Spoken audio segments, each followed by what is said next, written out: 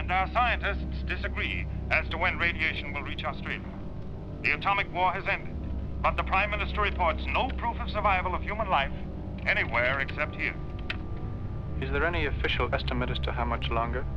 About 5 months before it gets here. Somewhere, some poor bloke probably looked at a radar screen and thought he saw something. So he pushed a button. What happens with the radiation is that you get ill. You start feeling sick, and then you are sick. And you go on being sick. I'm afraid. I have nobody. How do you tell a woman you love that she has to kill herself and her baby? How do you do it? No. He has the full range of symptoms. It's radiation. Oh, Lord, give us the strength. Help us to understand the reason for this madness on Earth. The reason why we have destroyed ourselves. We're all doomed, you know. The whole silly, drunken, pathetic lot of us. Doomed by the air we're about to breathe. There is hope. There has to be hope. There's always hope.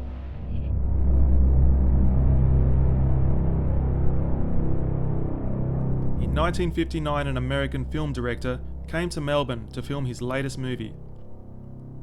His name was Stanley Kramer.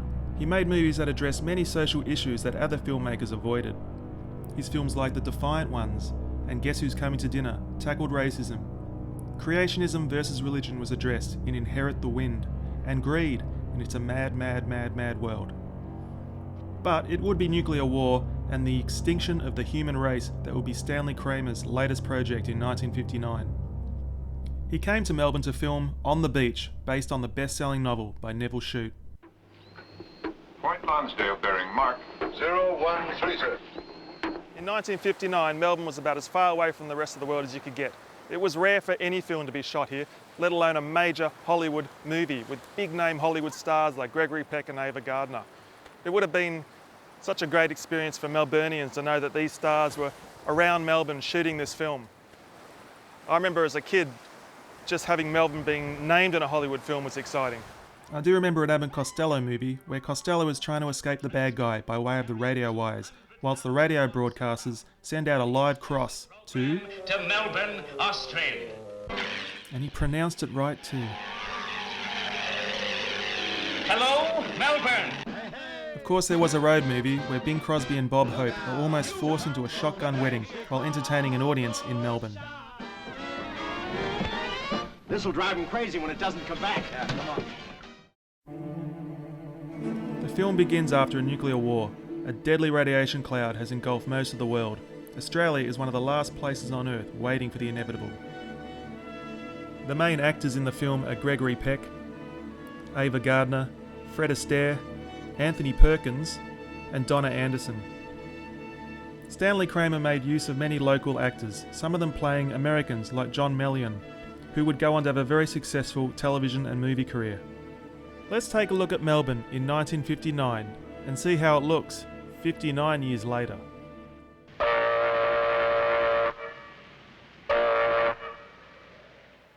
At the start of the film, On the Beach, the USS Swordfish is coming into Port Phillip Bay over there.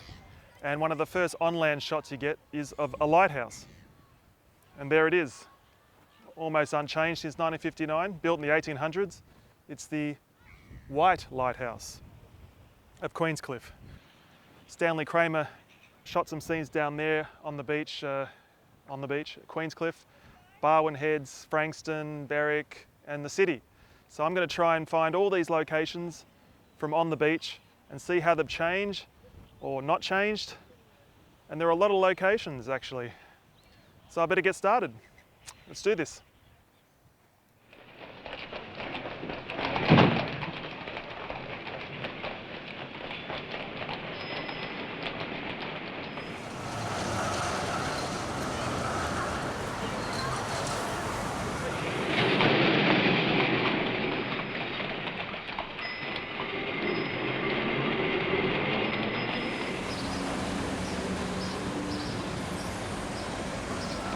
This is the most obvious location in the film. It's Elizabeth Street. In the film you can see a billboard for Mazda lamps. Well, the advertisement's gone, but the cat remains. You can see the cat up there, still to this day after all these years. Anthony Perkins crosses the road from there, across Elizabeth Street. And I'm going to retrace his steps. So he comes on the tram along here, jumps from the tram while it's still moving, which is something you couldn't do nowadays. In this scene, Anthony Perkins crosses Elizabeth Street on his way to the Department of the Navy. It's actually a clothes shop, H&M. In 1959, this was the GPO. It was the post office. It wasn't the Department of Navy. They just slapped the sign there. Post office now is down there. Pretty forgettable looking building. All of these scenes around the USS Swordfish were shot at Williamstown's Jellybrand Pier. Many scenes were shot on the rough and creaky planks of the 50-yard pier. I'm going to travel to Williamstown to have a look at this pier and see how it's looking today. I was just in the information centre there. There were some nice women in there that have given me some maps so I can find the Jellybrand Pier. Because we're here in Williamstown. I also photocopied something out of a magazine from 1959. It's got some pictures of the making of On the Beach. That was pretty helpful. So I've noticed there's a pier over there. I mean, it's not as big, not as wide, but maybe we can see the Jellybrand Pier, try and figure out where it is, and we'll just go to it and have a look. All right, I've figured out where the Jellybrand Pier is. It's a bit of a walk up from the Gem Pier, but that's okay. There's a pub there. I wonder if Gregory Peck went in there for a drink, or Ava Gardner. Or... would they have any scotch left? Yes, if anyone does. I reckon that would have been around in 1959. Okay, let's move on. A nice place.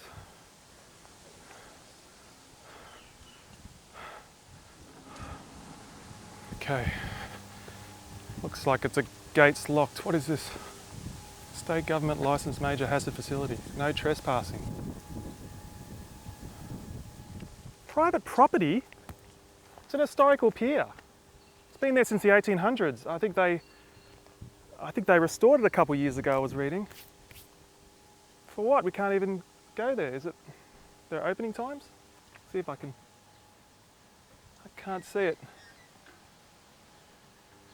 We'll go around there, follow it down there, see if we can get around and see the pier. I mean, now I just want to see the pier. I want to have a shot of the pier. You can't go on the pier, okay.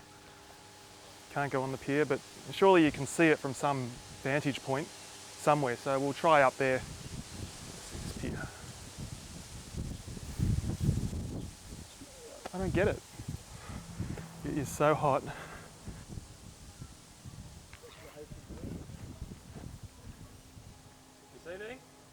A couple of big drums, 3 big drums, and some shed thing here. No, I can see the breakwater. I think it's breakwater pier. Well, it's nice that I can see that pier, but that's not the pier that was in the movie. It might be in the background. I don't know. It's a nice view of Melbourne, though. Well, I'm assuming the Jellybrand Pier is behind here, and there's some cranes. On the beach you can see lots of cranes and things, the shipyards. There's a couple there. Disappointed. Okay, this is a pier. Okay, I'm getting a good feeling here. I think it's a pretty long pier. We're on the workshops. Jetty, Gem Pier is, there's Gem Pier. So the Jellybrand Pier, 1, 2, 3, is 4 piers. I don't think I can see. Well, okay. Oh, it's hot. The Jellybrand Pier is that way. We can't see it. We don't, I can't show it, so, but it's over there. How good's that?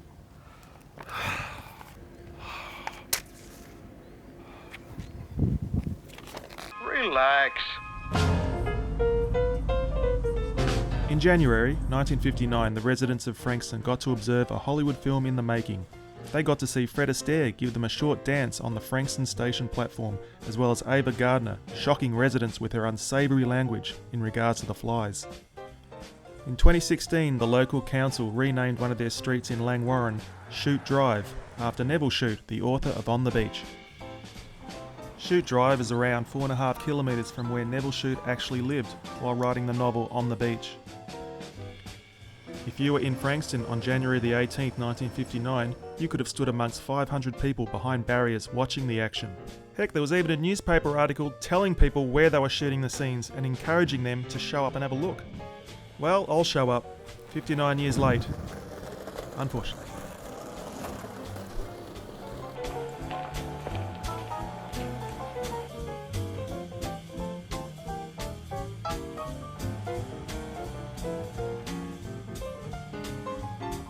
Actually, the station in the film was demolished and rebuilt in 1986.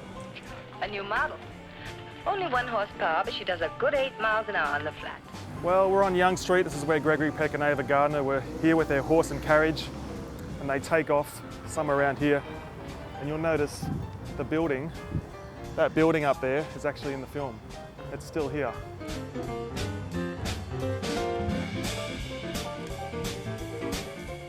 About 5 kilometres down the coast of Port Phillip Bay is Canadian Bay, in the suburb of Mount Eliza.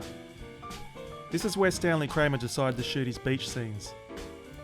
Another scorching hot day for the main cast and crew, with excited onlookers wanting autographs and sometimes almost getting into the shot. Right.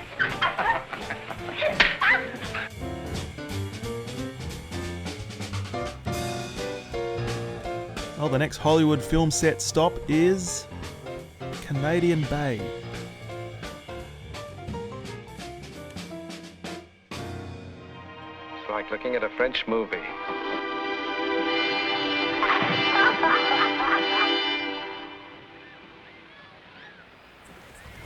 Oh, they've done an extension on the yacht club. I don't think that bit was there, but the bit behind it, you can see that in the film. Unbelievable, it's great, what a beautiful beach. No wonder Stanley Kramer chose this beach. We would have to get someone for him, though, wouldn't we? What about Moira? These are the stairs that Anthony Perkins and Donna Anderson are walking up in the film. Peter and Mary are discussing Gregory Peck's character, Dwight Towers, discussing him and how he's going to stay with them for the weekend. And, well, she's a bit worried about it, Mary, because he's lost his kids and maybe he'll be crying at the sight of nappies waving in the breeze. But, these are in the film. They're still here. Oh, we're here. Oh, yeah. Now, Peter and Mary go up there and they sit in front of 2 trees. Let's have a look. See if those trees are here. Moira's not a bad notion, in point of fact. Should keep him occupied at least. So they come around here. If you look in the film, you see them sort of sit somewhere around here. And I think this must be one of them, but another fallen cast member, I suppose. This one's dead. I think this is definitely the spot where they were sitting. Wow. And you could see the view of Canadian Bay, but now it's all grown. It's all overgrown. Give her what for, mate? Yeah, those are the walls that are behind Anthony Perkins when he's talking to that guy about getting the suicide pills early. Gregory Peck and Ava Gardner are in a yacht out there racing. She tips the whole thing over. Apparently, on the day that they were filming, it was like excruciating heat, maybe 40 degrees or 40 degrees plus. So it was a hell of a shoot. All the filming with Fred Astaire and Donna Anderson and Anthony Perkins were all sitting about here, or maybe here. Dwight Towers is sort of confusing Moira, played by Ava Gardner. He's confusing her with his real wife, who is dead in the film. And there's a scene where he accidentally calls Moira by his wife's name, and it would have been about here.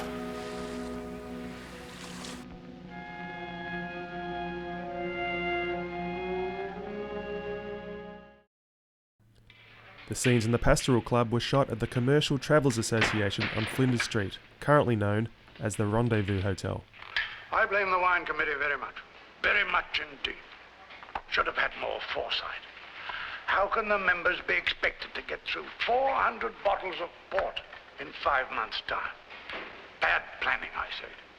Those scenes you just saw in the club with the two old guys talking about we've got too much port before the radiation kills us all. Well, that was filmed on the 3rd floor, I believe, of the Commercial Travellers Association, as it was called back then. But I would take the camera in there, but I asked them to film, but they won't let me go in there and film. Shocking, shocking. I've got some photographs, as you can see. No permission, so we'll just have to imagine. I think it's absolutely preposterous. With these movie stars in Melbourne, the media was out to make sure no one would miss a thing. From the moment they entered the country, Melburnians got every detail from the hard-working press. Soon they'll be shooting. Some actors are nervous. Perkins crashed his tricycle and Astaire tried out the Ferrari. Gregory Peck has a nice moment with a gum tree. This article tells us about Peck's wife and how she's lucky to be married to him. The MCG are in trouble for charging people to park their car there. Wow. Oh, and Ava's here. Ava's on the beach. Ava's having a rest. Ava was late for work? Why was Ava late? Let's get a rundown of the morning, shall we? This is a timetable for Ava's early morning. 8:50, Ava's breakfast, orange juice, toast, 2 slices, and coffee. 8:55, maid carries cigarettes to the front door, and it goes on. 9:19, a woman arrives with a large bunch of Japanese lilies, wrapped in cellophane. From whom? No one will say. This one is my favourite. Ava ate a man-sized dinner at a restaurant in Toorak Road. Man-sized? Steak, celery, hearts, cauliflower with rich hollandaise sauce and a whopping serve of potatoes. She does not diet. How dare she? On Gregory Peck's application for entering Australia, he put his address down as 206 Domain Road, South Yarra. The house is still there today. It's known as Kerner, which was the home for Dame Mabel and Sir Norman Brooks, an Australian tennis player. But in 2015, a house in Kew was listed for sale and advertised as Gregory Peck's rental home. Maybe he moved. Well, I better take a look at this one too. Okay, that's number 59. It's 57.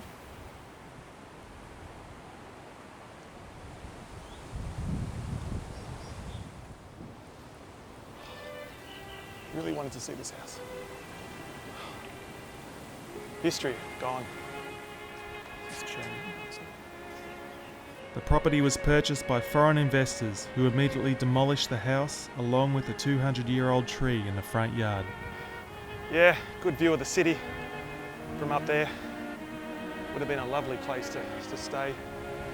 But in Melbourne, it was in summertime, it was hot. But we don't get to see what the house looked like.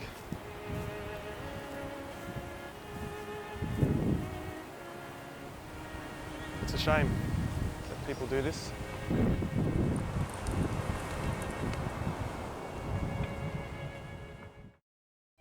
Many of the interior scenes, including inside the USS Swordfish, Peter and Mary's house, Julian's garage, were shot at the Melbourne Showgrounds. This is Fred Astaire getting interviewed in front of the main studio Stanley Kramer used to film his scenes. The building is Government Pavilion, and it's still here today. So I might just have a look around, see if there's a window we can look through. It's definitely shut, there's no one in there. Wow. And I'll thank you not to bother me with any more of your blubbering. Course 225, all ahead standard. It's a pretty big hall. I mean, it'll have to be to use it for the movie sets for the film. How long can he last out there? Oh, 3 or 4 days, a week. Depends on the individual. Carefully conserve the remaining supplies of petrol in the depot. I wish I could go back in time and go in there and watch them filming the movie. That's wishful thinking if ever I heard it. In Philip Davies' book, When Hollywood Came to Melbourne, he writes that a train kept rattling past the building, causing problems for the filming. The building was not soundproof, a frustrating experience for cast and crew.